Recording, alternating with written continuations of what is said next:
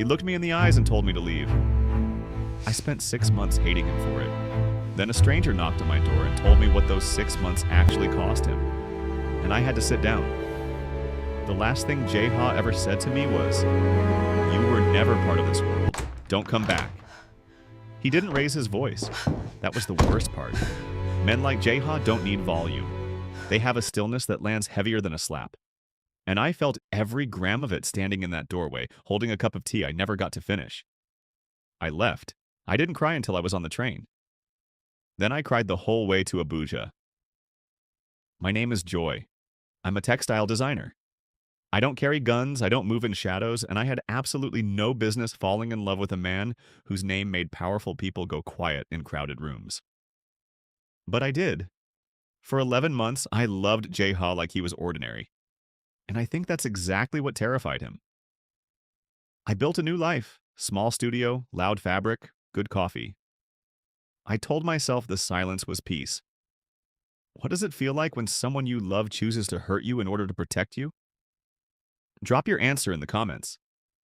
What I didn't know, what nobody told me, was that the night I walked out, Jeha walked into the worst war of his life. And my name was at the center of it. I found out the truth 4 months later from a man I'd never met. His name was Min. He appeared at my Abuja studio door on a Tuesday morning. Expensive coat, no expression, the specific stillness that told me immediately which world he came from. I didn't step back. "I'm not here to threaten you," he said. "I'm here because Jeha doesn't know I'm here. And what I'm about to tell you will explain everything." He told me that the night Jeha sent me away, his father had discovered our relationship.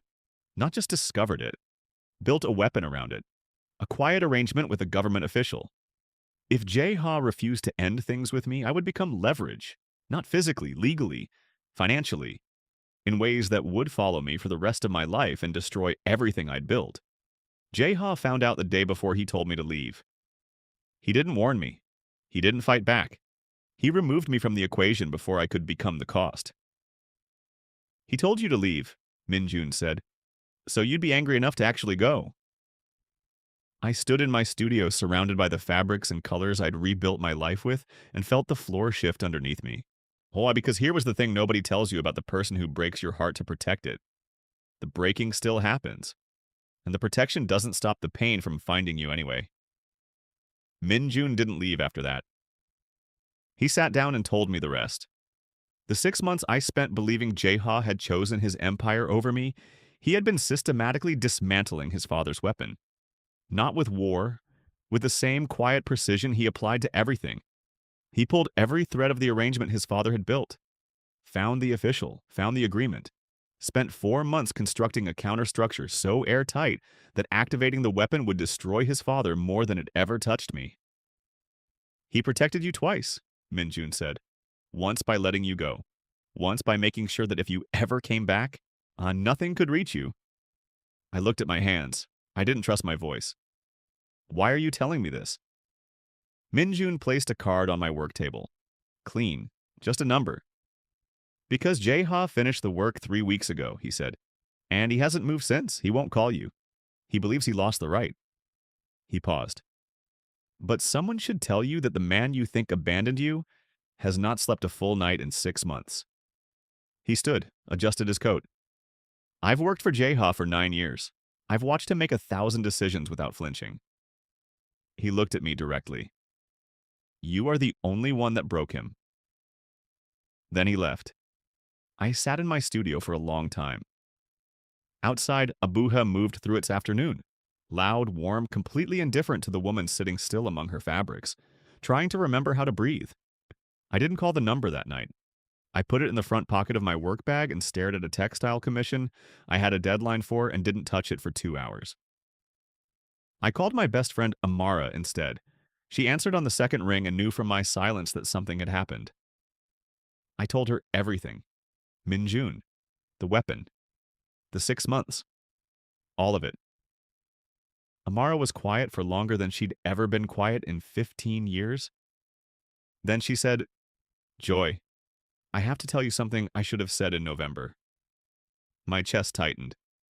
When you called me from the airport the day you left Seoul, she said, I told you I was glad you were getting out. She stopped. But I knew something was wrong with how he ended it. I've seen people end things because they want to. This wasn't that. She paused. Nah, I didn't say anything because I was afraid you'd go back before you'd built something that belonged to you. The silence between us was heavy and honest. Mara, I know, she said. I know you built it anyway, but you spent 6 months believing a lie I could have helped you see through. And I'm sorry. I looked at the card sitting in my bag. So what do I do now? I said. She didn't hesitate. You already know, she said. What would you have done? If the person you believed walked away from you actually spent 6 months building walls to keep you safe, would you have called? Drop your answer in the comments. I called the number at 10:15 that night. Jae Ha answered on the second ring. He said my name once. The way you say something you've been carrying so long, your mouth almost doesn't know how to release it. I didn't give him space to retreat. Minjun came to see me, I said. Silence.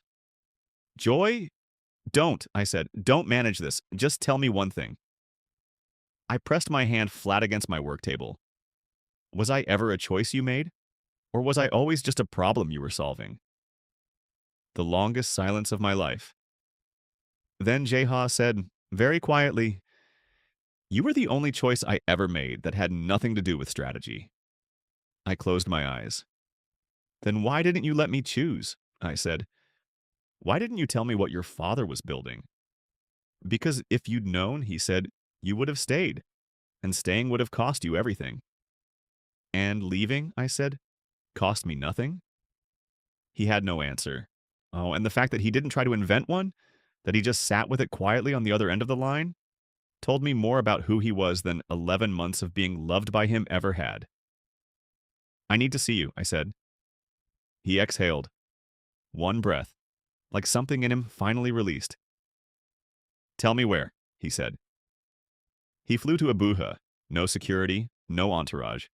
Just Jae-ha, standing at my studio door on a Thursday morning in a black coat, looking like a man who had rehearsed this moment too many times and abandoned every version of it. I opened the door. We looked at each other. The last time I'd seen his face, he was the one standing in a doorway, sending me away with a calm that I now understood had cost him everything. Come in, I said. Yet we sat at my work table with tea neither of us drank and 6 months of distance between us that the room wasn't big enough to pretend didn't exist. I owe you a choice, he said. The one I took from you. Yes, I said. You do. I'm not asking you to come back, he said carefully. I'm asking you to let me show you what I've built. Then I want you to decide. He looked at me directly. Not because I've made it safe, because you want to. I looked at the man across my work table, the one who broke my heart with one sentence and spent 6 months making sure that sentence never had to be spoken again. You are, I said slowly, the most infuriating man I have ever met. Something shifted at the corner of his mouth, almost a smile. I know, he said. I haven't decided anything, I said. I know that too, he said. He picked up his tea. I picked up mine. We stayed like that until evening. 3 days into his visit, his father called. Jae-ha stepped outside to take it. I watched through the studio window, and his back straight, one hand in his pocket, completely still in the way that meant the conversation was costing him something. He came back inside with a face I'd learned to read. He knows you're here, Jae-ha said. I set down my pencil. What does that mean? There's a third arrangement. One Minjun didn't know about. My father had a contact inside my own operation. Someone feeding him information for months. The air in my studio changed. So everything you built, I said slowly. The counterstructure. All of it? Has a gap. I stood up. Then I'm still the liability. My voice cracked at the edges. I rebuilt my life from scratch because you told me to go. I made something mine. And now you're telling me your father still has a hand in it. Joy! Don't say my name like that. The studio went very still. You protected me by destroying us. What are you going to protect me with this time? He didn't flinch. He looked at me with the full weight of everything he hadn't been able to say for 6 months. This time, he said quietly, I'm not doing it alone. The silence after that was different. Not two people with nothing left to say. Two people deciding whether to say the thing that can't be taken back. Jeha didn't reach for me. He just waited. The way he always waited, like he had decided long ago that I was worth whatever patience cost him. What does not alone mean? I said. It means I need you in the room, he said. Not to protect you, because you are better at reading what's real than anyone in my world. And I've been operating without that for 6 months, and it has cost me. I looked at him. Your father's contact, I said slowly. Is it someone Min-Jun trusts? Jeha went very still. Yes. Then Min-Jun is the gap. He stared at me. Think about it, I said, moving to my work table, pulling out a notebook. Min-Jun came to me without your knowledge. That call brought you here. Now your father knows exactly where you are. I looked up. Who benefits from you being in Abuja, away from Seoul while your father moves? The expression on Jeha's face shifted. Something cold and clear replaced everything else. He's not the contact, Jeha said carefully. He's the message. Yes, I said. He picked up his phone. 3 instructions in Korean, quiet, precise. Then he looked at me across my work table. How long have you known? He said. Since yesterday, I said. I needed to be sure. A long moment. Joy, he said. Will you help me end this? We ended it in Seoul. Not with violence and with something his father never accounted for. Documentation. Testimony. 3 men inside his father's inner circle who had been waiting for exactly the moment when the cost of loyalty became higher than the cost of truth. Jeha's father didn't fight it. He was too precise a man for a battle he could already see he'd lost. He called Jeha once, said very little, and disappeared to Jeju Island. Then he called me. I almost didn't answer. When I did, he said my name. Then, I built a system to protect my son. I did not understand that you were already doing the same, more effectively than I was. He paused. He has never looked the way he looks now in 34 years. I wanted you to know that I see it. He hung up. I stood in the middle of Jeha's Seoul apartment, holding my phone, and felt something I didn't immediately have a word for. Not victory, quieter than that. The specific piece of something that has been through everything it needed to survive, and is still standing. Jeha found me at the window. He didn't say anything. He stood beside me and looked at Seoul below, sharp, bright, completely indifferent to the two of us, and after a while he took my hand. Simple. No ceremony. Just that. If this story broke you and put you back together, you're not alone. Drop a comment. Which moment hit hardest? Was it the night he flew to Abuja with no entourage? The truth about Min-Jun? Or the call from his father? Subscribe and turn on notifications. That's because Joy and Jeha's story isn't finished. The next chapter is already written. Don't miss it.